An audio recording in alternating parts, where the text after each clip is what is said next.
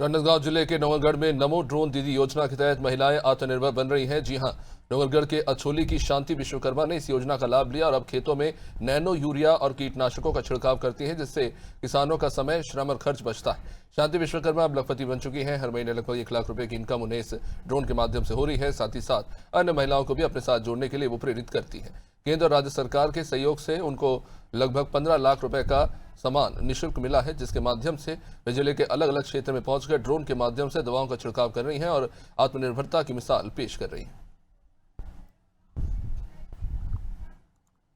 है वहाँ रहा है। और उम्र की जो पाबंदी है वो कहीं ना कहीं अगर मन में इच्छा शक्ति दृढ़ हो तो बेड़ियां नहीं बनती।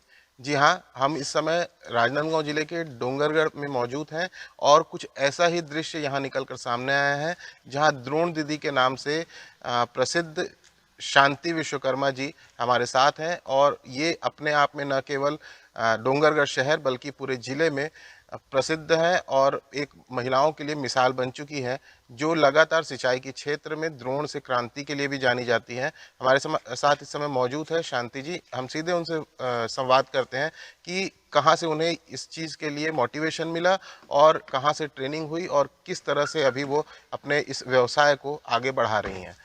जी, सबसे पहले आप बताएंगे हमारे दर्शकों को कि किस तरह से आपको इसको मोटिवेशन मिला था करने के लिए। जय जोहार।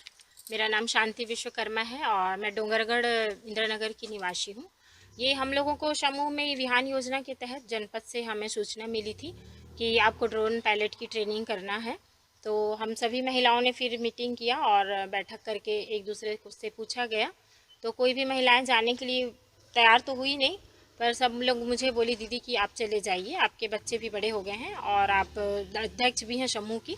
तो फिर मैंने अपने घर में पूछा, मेरे बच्चे तैयार हो गए मुझे भेजने के लिए और मेरे घर वाले भी। और मैं वहाँ गई, वहाँ बहुत कुछ सीखने को भी मिला मुझे। बाहर निकले, घर से बाहर निकली तो 15 दिन का वहाँ पे ट्रेनिंग ली और हम छत्तीसगढ़ से हम 15 ड्रोन दीदियाँ एक साथ हम लोग गए यहाँ से और वहाँ पे हम लोगों ने ट्रेनिंग ली। बाकी बहुत से प्रदेश से आई थी महिलाएं, लेकिन हम छत्तीसगढ़ से 15 ड्रोन दीदी हैं आज भी सभी जिलों में।